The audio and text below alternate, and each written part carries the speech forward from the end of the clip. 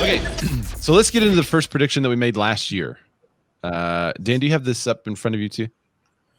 I do. Okay, so at the end of the year last year, was this the biggest story of the year last year that we said this is the big one? So what's going to come of it, or was this happening right then? I can't remember. It had happened, and we were kind of saying what's gonna happen is what our prediction was, but it was kind of the biggest because it was the first kind of its kind, this lawsuit. And I think it was probably one of the biggest stories of this year too, because it will change, and the new DOJ ruling that just came about will change how we as real estates interact with the consumer. Did I say real estates? How we as real estates, how we as agents interact with the consumer, especially as it refers to buyer agent compensation. So NAR got sued last year, and so did Remax, Keller Williams, Caldwell Banker Realogy, Century 21, a couple of the other big giant companies. They were all thrown in this lawsuit together. It was like a class action lawsuit. And the point of the lawsuit was that the claim was real estate agents are colluding and falsely inflating the fee for the buyer agent, and that the buyer agent fee should be taken away from the listing side. So the seller would no longer pay the buyer agent fee, and the buyer would have to pay that fee. That was the lawsuit. And Dan, you kind of nailed this one. It's really weird that I did, but I was just saying stuff and it came out, so I didn't mean to. So Dan said that he predicted that the buyer's agent compensation would become public. And the new DOJ ruling, that's exactly what it says, is from now on, the buyer's agent compensation would be included in the feed given to third-party websites and would now be public information for anyone to see. Literally the third time I've ever been right on the show in 3 years, so I'll take it. Once a year is cool with me. There you go. I'm going to call mine. I'm going to call yours exactly right. So 1 point for Dan. Ding. Right. I'm going to call mine a half right. I said I didn't think there was a leg to stand on because the way the agreements are crafted in most of the states, and you guys can tell me if it's crafted this way in your area too, is that the buyer agent compensation is agreed upon by the seller at the time of listing. So the seller says, this is how much I'm willing to pay a buyer agent who is going to bring a buyer. Then a buyer agent in their agreement says, hey, I'm going to charge you this fee, but you give me permission to collect that fee from another source. So technically the buyer is still in charge of that fee and can negotiate that fee at that time. So it's not colluding, that there is a negotiation for that fee that happens on the buyer side. As we see in the business, there are discount companies all over that do rebates and all that kind of stuff for those buyers that are trying to use those discount agents. So I thought that it didn't have a leg to stand on. I was anxious to see how it unfolds, and it could take another year, which it did kind of take the full year. It took a while. Yeah. Yeah. So I'm going to go half right on that. What are your guys' thoughts? You know the new DOJ ruling. What are your guys' thoughts on that ruling so far? Let's go with Clayton. I'm fine with it. I don't care if my clients know what I'm getting paid or not, honestly, because that, like you said in the buyer's rep, if you use one of those, at least in Texas, they already know I'm getting 3% or X amount. And if that seller or that listing agent doesn't pay up to that amount, then my buyer's supposed to cover it. That's a conversation we have in the very beginning. So I think really it comes down to agents not educating their clients properly, or the agents not being educated properly, right? We run into that a lot. And if they ran their business properly, you wouldn't have these type of issues. Right. And it is so hard to take you serious with a bunny. Is it time for a wardrobe change? I'm ready. I got two more. It's so funny. All right, Lindsay, what do you think about this DOJ ruling? I feel the same way that Clayton does. I mean, it doesn't bother me. I'm always for transparency.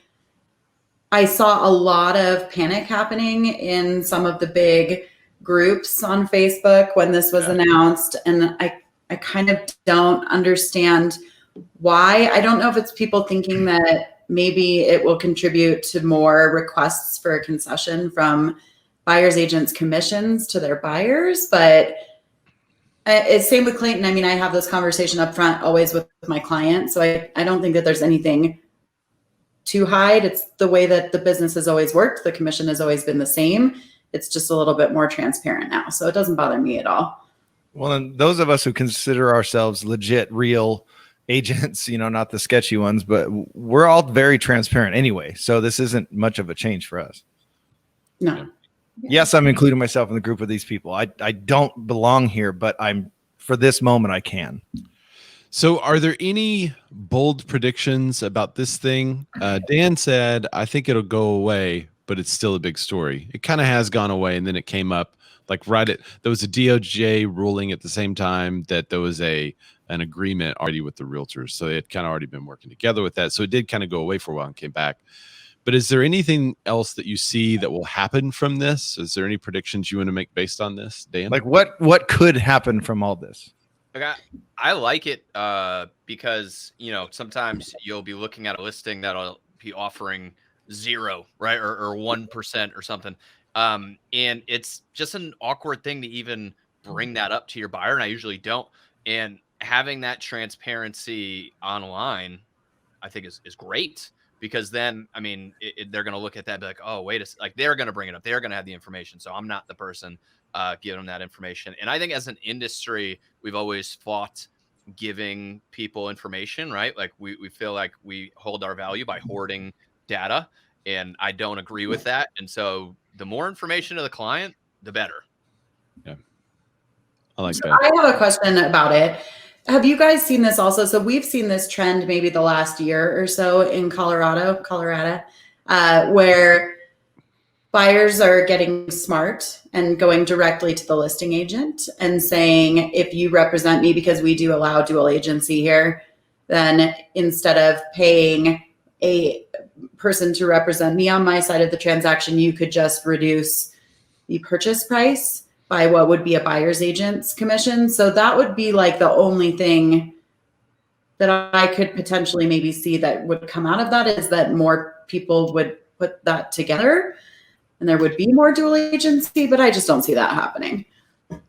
I wonder if they'd realize, sorry guys, I keep knocking this down, that if they do it, I guess it just matters what price point, but if it's 10 grand, 14 grand, that's not really going to change your mortgage payment. And the selling agent is still going to get paid because she's representing both sides. But at the end of the day, they know how much we get paid at closing. I don't know about you guys, but it's right there. It's like my brokerage, this much. So There's nothing to hide about. They all know we're getting paid. So I see what Lindsay's saying, where more people could go and try to get, go directly to the agent to try to get that discount. But a lot of times I've heard of agents taking those clients and the person's putting in what they think is a lower offer because, hey, I'm not using a real estate agent. But what we all know in the business is that there wasn't a change between that listing agent and the listing and the seller for the compensation. There was no still alteration. says what the seller's paying out. So we have people like specifically in Denver coming to listing agents going, I know you get paid X percentage. I want you to go to the seller and say, this is my offer, less X percentage for a buyer's agent. So I do want you to renegotiate what was the whole commission package for 2 agents. I would like to take the buyer's agent side of that off of the price of the house. So it's been kind of wild. We've started to see that here. Right. But then that buyer has to either go into a transaction unprotected, or a buyer's agent has to do it for free. Correct. Hey, you got a spammer in the comments. Kind of. Yeah, I already got him blocked. Or the listing agent has to work both sides for one side of the commission. So that's the only thing that I could potentially see happening, is that people get wiser about that. But in our area, you don't ever put the listing agent's compensation in the offers, because technically we're not a party to the contract. So if you were to say less a buyer's agent's fee or something like that, it would be different in our area. It's not common. It's not done in our area. Now, generally they just make a lower offer and try to take it off of that offering price. But really the real estate agent does no negotiating on that side to save them any money. It's just they're getting a lower offer and the seller's still paying the full price.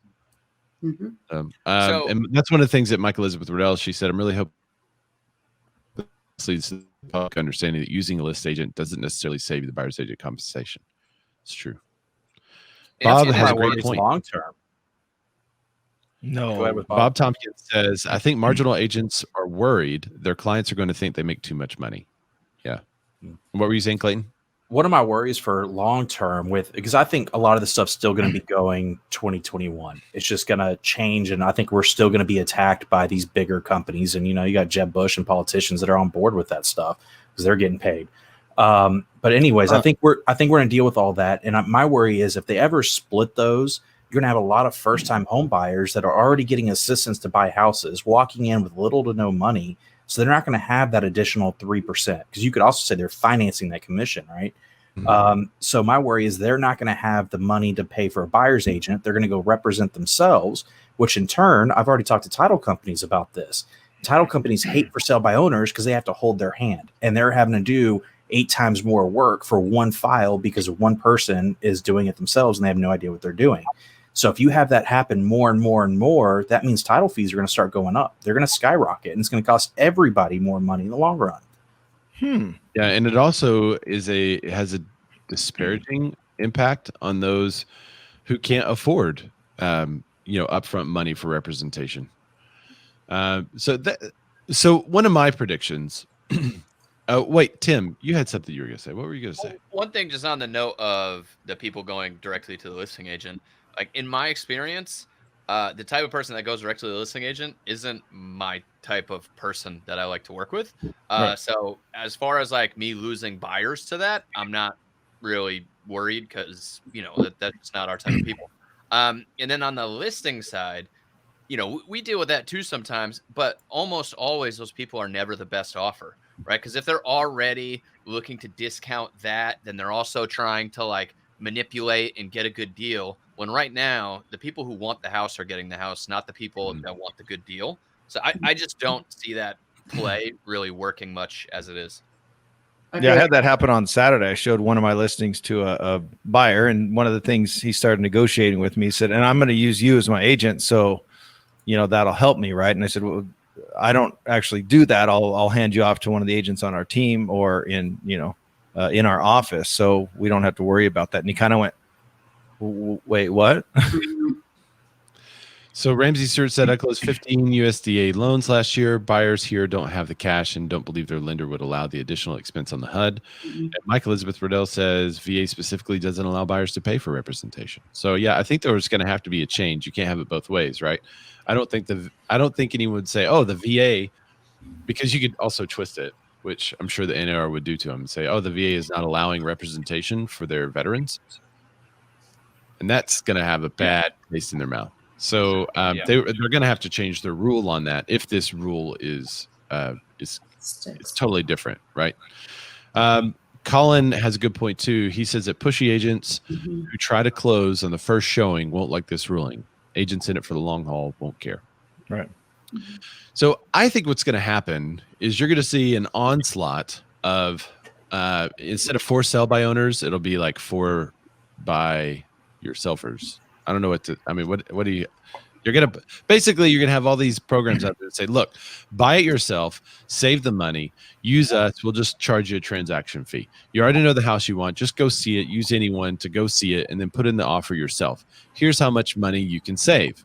And the way they're going to get that number is they're going to take a percent of whatever that number is fed. Right. So let's say an agent puts 3%. I'm just making up numbers. 3% into the buyer agent compensation. That 3% number is going to be fed through this third party website. And then that website's going to go, you know what, we're only going to take 1%. So let's show a savings of 1/3 of whatever that feed sends to us, whatever property that buyer's looking at on our website, because they'll be a member of the MLS too. We'll show that they're going to save 2%. Right. And so it automatically calculates everything. Well, after that happens, I don't know how long this is going to take, but after that happens, I think a lot of agents are going to start putting $1 in the buyer agent compensation. And we all know as agents, when we see $1 in the buyer agent compensation, do we show the property? Yeah, absolutely. But do we call that agent to negotiate compensation? Yes. And that's something that these computer programs aren't going to be able to do. And so then someone's looking at the house and says, well, if we buy this house, we say no dollars. By using this program, we might as well get an agent. It's because you save 30 cents. So I think you're going to start seeing that kind of stuff where for years we've always said the buyer's agent compensation is negotiable. Everything's negotiable. It's all negotiable, right? So I think you're going to go back to maybe an older world where, yes, it's public, but what is publicized is that the negotiation is that the compensation is negotiable. And maybe the seller has put a max total compensation for this property, but it's totally negotiable. And so his agents will call, negotiate our compensation for a property that our clients want to buy. And then once we get that in writing, boom, we send the offer. So I think we'll see something like that happen. We had a buyer call us about a property, sent me the address and was like, what do you think? She's like, I've already seen it. I really like it. I want to make an offer. And I was like, well, who showed it to you? She's like, oh, I just called a Redfin agent. They just opened the door for you. And then she called me to actually like make an offer and work on it. So I think people also will know the services and know the difference. Like they're going to know that they don't want just a door opener. Yeah. So clients know that we get paid, right? So I don't really understand how this changes much. You're always going to have those jerks out there, people out there that ask for a rebate or percentage or something as a kickback. But I mean, I just don't see how it's such a big deal. It's not like it was a secret that we make a living, right? I think most do. Some do not. I've had some people at the closing table say, okay, how do we pay you? I'm like, remember when we went over the document, I talked about receiving payment from. You just say like, write a check, like write my name down. Here's a check. Yeah. Leave it blank. Not a big deal. Bonus tip. All right. So you ready to get into some interest rate predictions? Well, I wanted to finish on that one. So for me, I would like to predict, this is more of a hopeful thing because I don't know how you can quantify this, but to me, or in my opinion, having it be public will create less steering by agents. So that property that's only paying 2%, now that client knows what you're getting paid, but they love that property. And all of a sudden that's not in front of them. They're going to go, well, wait a second. Oh, but the one I don't really like is at 3%. That's in front of me. Okay. So it would be more of a hope than a prediction because I don't know how you could quantify that, but I would hope that this would get the word out to buyers. Make sure you're not making a wrong prediction by making a vague one. That's what I feel.